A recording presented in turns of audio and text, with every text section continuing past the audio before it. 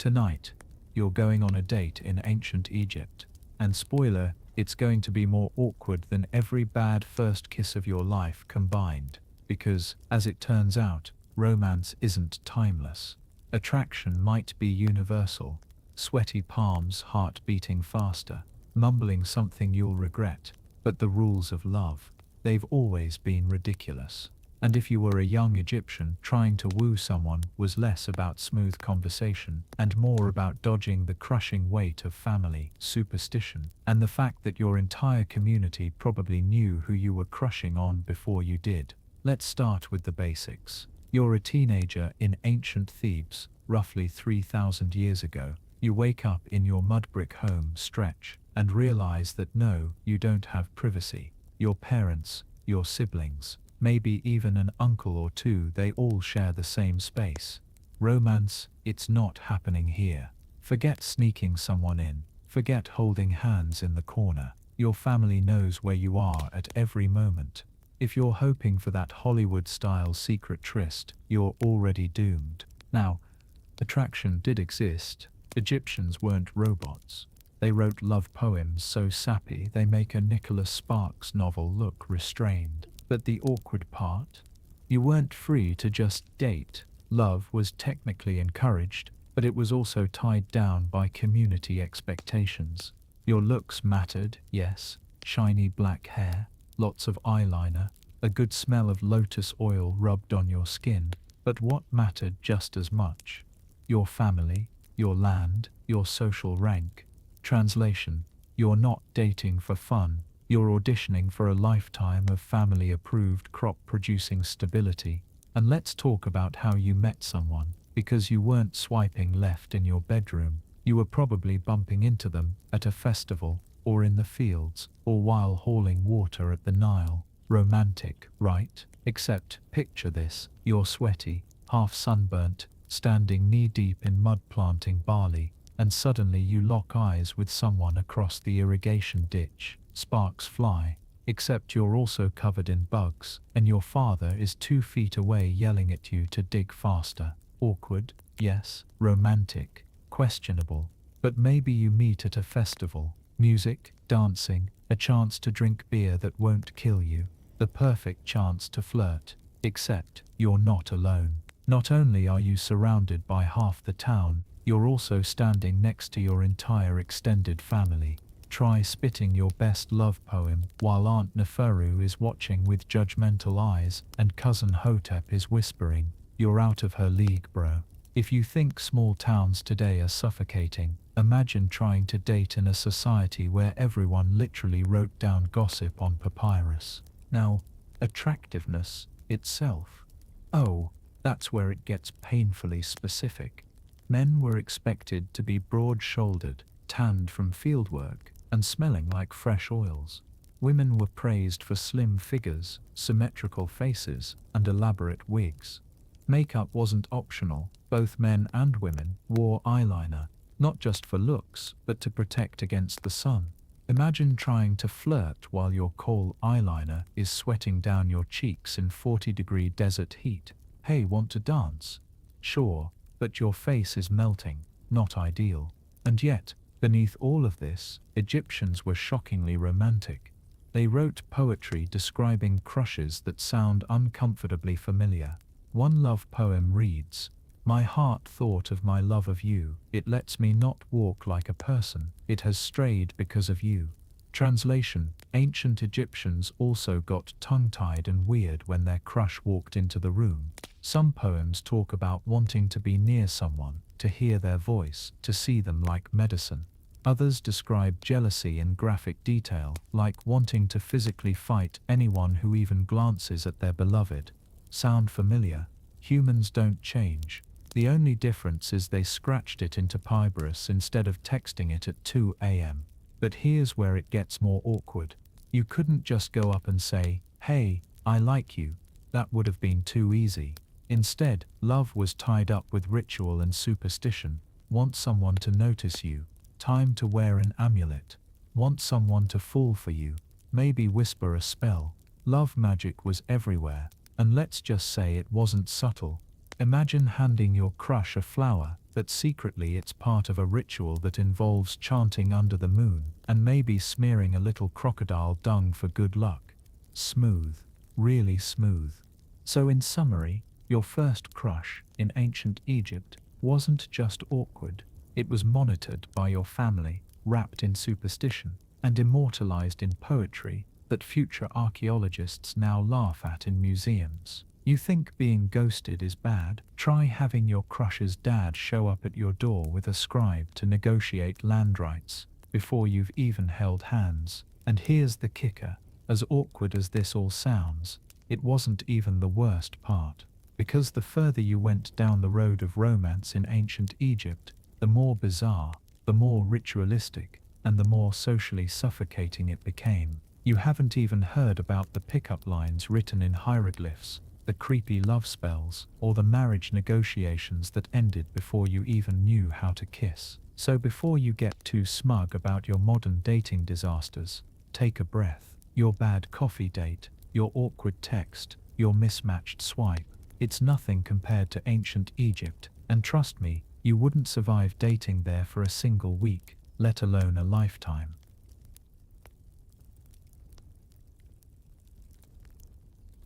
So you've survived the first hurdle. You've noticed someone, they've noticed you, and miraculously, your parents haven't dragged you off to work in the fields before you can blush. Congratulations, you're now standing in the very heart of awkwardness, the ancient Egyptian art of flirting. And let me assure you, if you thought modern pickup lines were cringy, wait until you hear them translated from hieroglyphs. Let's start with the basics. In ancient Egypt, attraction wasn't about witty banter or a clever Tinder bio, it was about poetry, long, drawn-out verses written in a script that literally involved carving birds, snakes, and squiggly reeds onto a papyrus scroll. Imagine trying to woo someone with, "Girl, your hair is like papyrus in bloom," etched painstakingly by a professional scribe because your handwriting looks like a pigeon fell asleep in ink. And yes, that's real. Ancient Egyptian love poetry is one of the earliest collections of flirty literature we have, dating back over 3,000 years. But here's the kicker. Most of it is about longing, not actually dating. Lines like, "7 days without seeing her feels like sickness, my body is weak, my heart is heavy." That's not just pickup material, that's Egyptian emo before eyeliner was invented. And it didn't stop there. Compliments were often bizarre by modern standards. Instead of saying, "I like your smile," you'd hear things like, "Your lips are the color of pomegranates." Romantic, maybe. But if someone said my lips looked like fruit, I'd assume they were hinting I had seeds stuck in my teeth. Now, imagine trying to deliver one of these lines in person. Ancient Egyptians didn't date in private. Too much supervision. So you'd probably be standing in a noisy courtyard, your mother casually shelling beans in the corner, while you nervously muttered, "You are the only one who stirs my beer jug." Smooth? Not exactly. Memorable? Definitely. Let's talk about music too. Love wasn't just written, it was sung. Festivals were prime flirting territory, and young men often used music to catch attention. Picture a boy with a lute-like instrument plucking away, singing in the marketplace. "My heart flutters when I see you, more than a goose at the sight of grain." Goose metaphors, ladies and gentlemen. Nothing says romance like poultry. And if you think that's odd, remember this. Beauty standards were very specific. Perfumed wigs, neatly braided hair, heavily applied eyeliner, scented oils. Attraction was visual and olfactory. So your pickup line might literally involve sniffing someone's perfume and loudly declaring, "You smell finer than lotus blossoms at dawn," which is charming until you realize everyone around you just heard you compare their daughter to swamp flowers. But here's the part that really takes the awkward cake. Most of these love lines weren't even spoken directly. They were often recited by scribes or sung during group festivals. So instead of whispering sweet nothings, you might have a professional poet do it for you in front of 50 people. Imagine if your crush only knew you liked them because the town bard stood on a crate and yelled it across the square. And then there were gestures, because sometimes words failed. An offering of a flower, a small jug of beer, or even a piece of bread was considered romantic. Nothing says I'm into you like handing someone carbs in the hot sun. But be careful. The wrong gesture could also be interpreted as an insult. Offer the wrong flower, and suddenly you're not romantic. You're basically telling someone they smell like onions. One papyrus even suggests that flirting could be competitive. Boys and girls sometimes exchanged verses back and forth, like an ancient rap battle, except slower and about how beautiful someone's hair looked in the moonlight. If you lost, you didn't just look unromantic, you looked uneducated, unrefined, and unworthy of love. Imagine bombing at flirting and being remembered forever in hieroglyphs as the one who compared her eyes to mud. And what about body language? That was just as fraught. Holding hands wasn't casual. It was practically announcing you were an item. A glance that lingered too long could lead to gossip, while a quick glance away might mean you were already engaged to someone else. The stakes were enormous. One awkward smile could trigger a full family intervention. So let's recap. To flirt in ancient Egypt, you had to, quote, elaborate poetry without stammering. Make weird comparisons to fruit, geese, and flowers. Perform or have someone else perform your lines, often in public. Offer gifts of bread or beer without accidentally insulting someone. Endure your entire extended family and half the neighborhood watching. Still think texting "hey" and waiting 6 hours for a reply is bad. At least your grandmother isn't sitting 3 feet away while you do it. But don't worry, it gets worse. Because the longer this romance dragged on, the more awkward it became. In fact, ancient Egyptian dating wasn't just about trying to impress someone. It was about trying not to get caught looking too eager, and the consequences of being too forward. Well, let's just say Section 3 will make you glad your worst dating mishap was tripping at a Starbucks.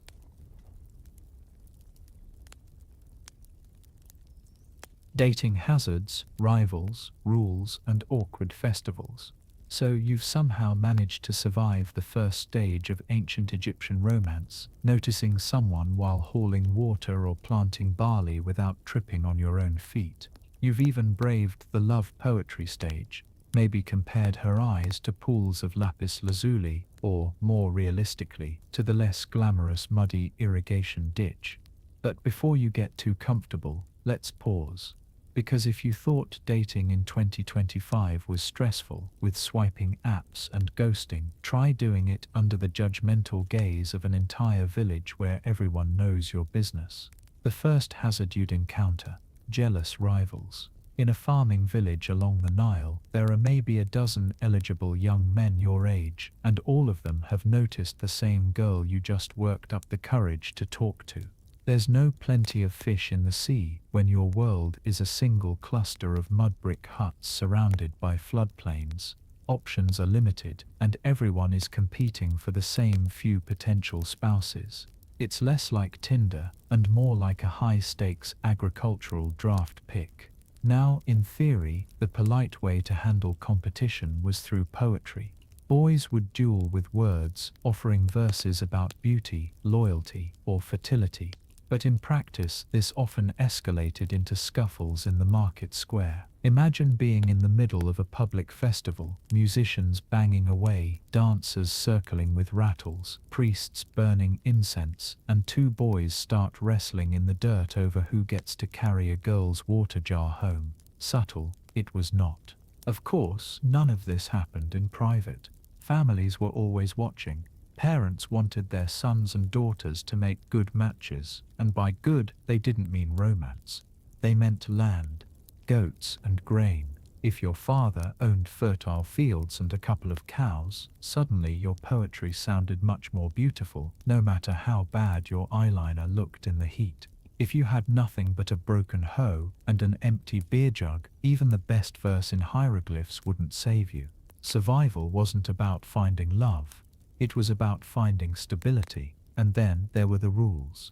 Ancient Egyptian dating had no room for casual fun.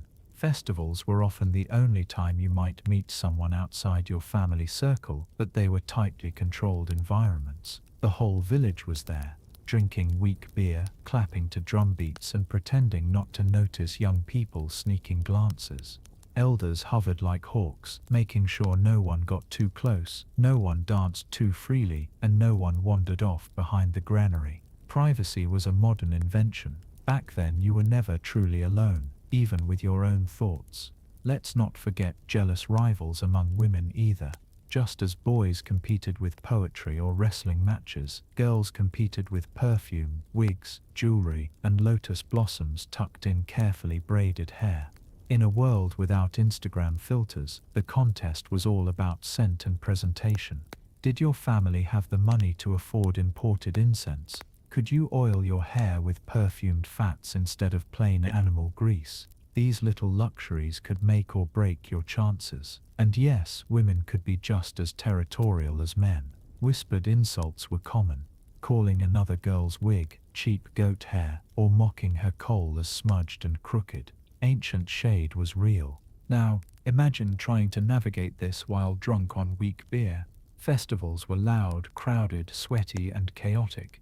Picture hundreds of people jammed into a village square, drums pounding, jugglers performing, priests chanting, children darting underfoot, and everyone half tipsy on grain alcohol.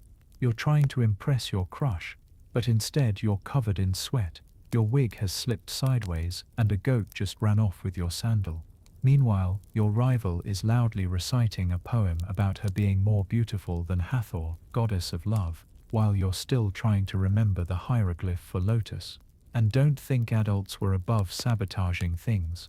Mothers might accidentally spill beer on a rival's tunic. Fathers might loudly announce that their daughter had better offers from a boy whose father owned 3 donkeys instead of 1.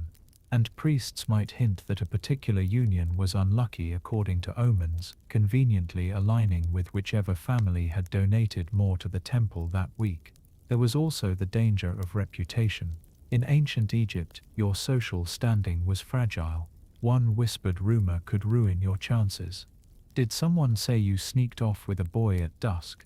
Whether true or not, that gossip could follow you for years, carving hieroglyphs across your reputation. And once your reputation slipped, marriage prospects shriveled. A girl could be called immodest, a boy branded irresponsible. There were no second chances, no new towns to move to. You lived and died in the same few square miles, your story told and retold by people you saw every single day. And then, of course, came the greatest hazard of all, awkward silence. Imagine sitting beside your crush at a festival. Families on both sides, everyone waiting for you to say something charming, and all that comes out of your mouth is nice barley harvest this year. Ancient flirting was often as awkward as modern small talk, except you couldn't escape by pretending to check your phone. You just had to sit there, sweating, staring at each other while cicadas buzzed, and someone's uncle belched loudly in the background, so you wouldn't survive. Not just because of jealous rivals, or family expectations, or the suffocating rules, but because the whole setup was designed to make romance nearly impossible. Dating in ancient Egypt wasn't about discovering your soulmate. It was about navigating land deals, social contracts, and the constant risk of humiliation, all while wearing a linen tunic that stuck to you in the heat. And the cruelest part, even if you did manage to catch someone's eye, to make them laugh, to slip a lotus flower into their hand without being noticed, there was no guarantee that your family would approve, or theirs. In fact, odds were good that someone else's negotiation, reputation, or jealousy would derail the whole thing before it ever began. That's the brutal truth about dating hazards in ancient Egypt. It wasn't Cupid shooting arrows, it was survival shooting you in the foot.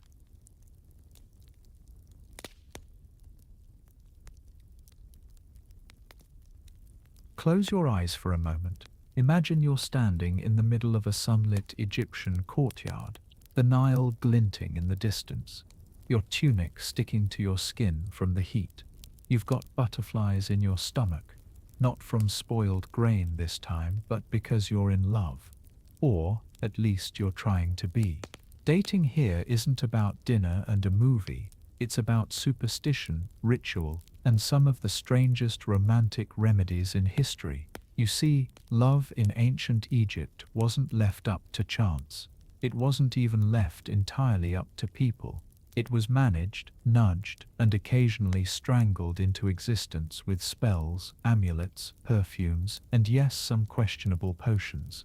If you thought your own dating life was awkward, just wait until you've tried to win someone's heart with a jar of crocodile fat and a whispered prayer to the goddess Hathor, the goddess of love with a side hustle in jealousy. The Egyptians worshipped Hathor as their goddess of love, beauty, music, and joy.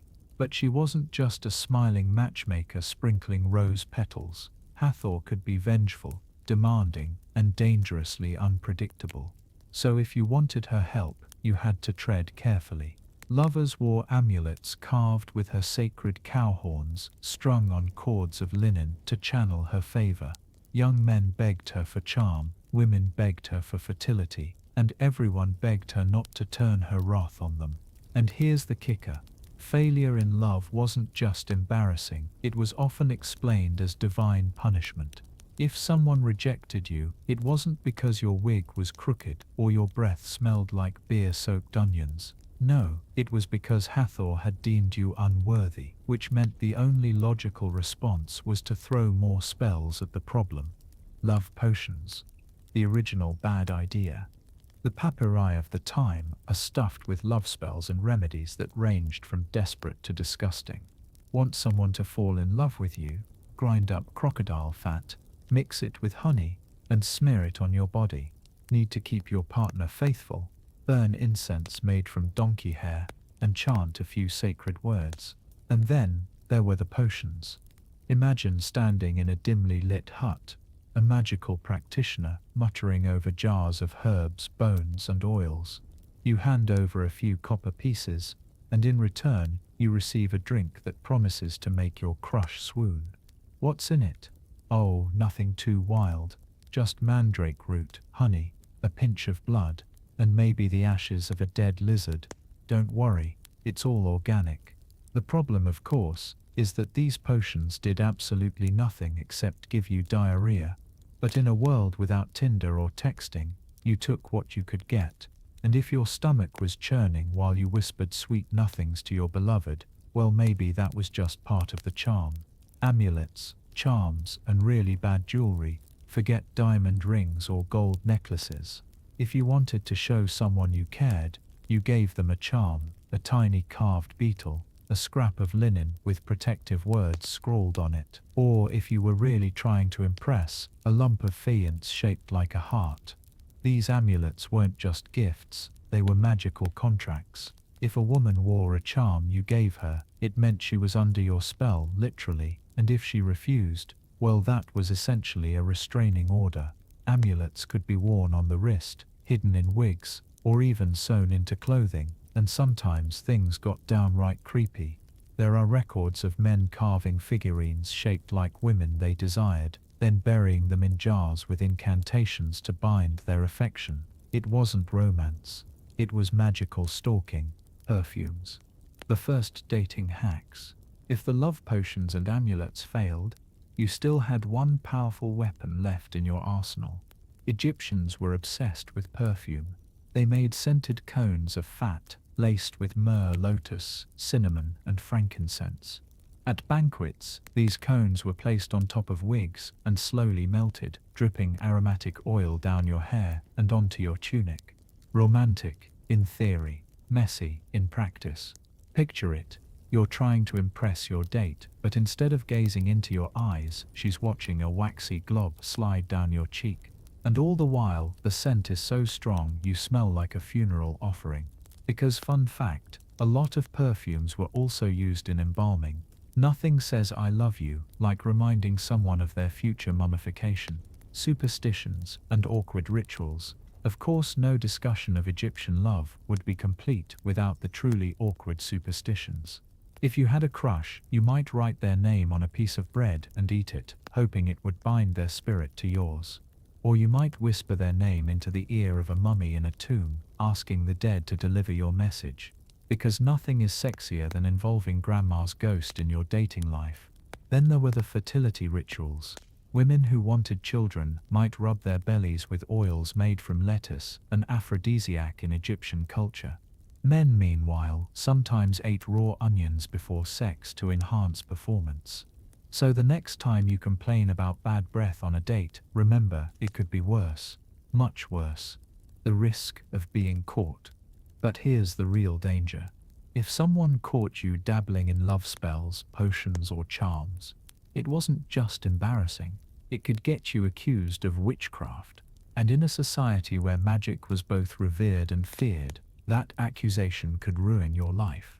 So people practiced in secret, whispering prayers in the dark, slipping amulets under pillows, and hoping no one noticed the suspicious smell of burning donkey hair wafting out of their homes.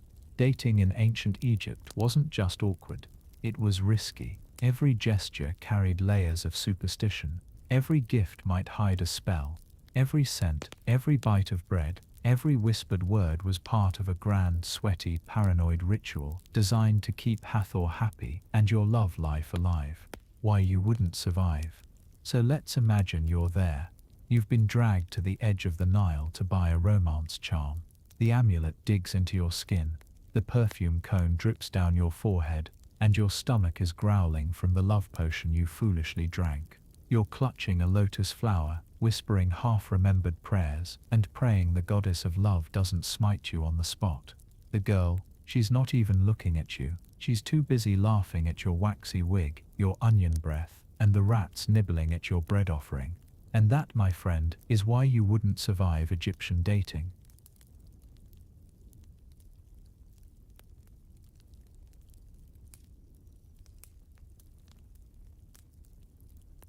Dating in ancient Egypt wasn't just awkward, it was a public gamble. Everyone knew your business.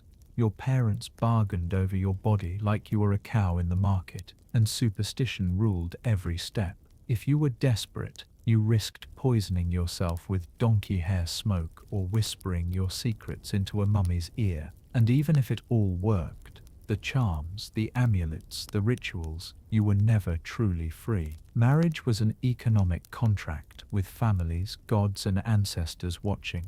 Your romance was less about love and more about alliances, status, and survival. So next time you complain about a bad date, remember this: at least no one is grinding crocodile fat into your breakfast or announcing your crush to the entire neighborhood. Ancient Egyptian dating wasn't cute, wasn't private, and definitely wasn't romantic. It was survival, and if you'd tried it, chances are you wouldn't have survived the night. So you've made it through the stares, the gossip, the awkward silences, the goat tugging your sandal at the wrong moment, and even the onion breath kisses. You're thinking maybe, just maybe, you'll end the night with something resembling romance. Except you won't. Because in ancient Egypt, the odds are stacked against you. The festivals end in chaos. Beer is spilled, wigs slip sideways, and fights break out over who winked at who. Your perfumed cone has melted down your face, leaving you sticky, smelly, and slightly wax-coated. Your rivals are spreading rumors already, probably that you spoke to the wrong priest, or that your family can't afford enough barley to be respectable. If you're lucky, you stagger home through the dark streets, dodging stray dogs and stepping over yesterday's trash. If you're unlucky, you're still in the square, sitting next to someone's clay pot of half-fermented beer, wondering why you ever thought this was a good idea.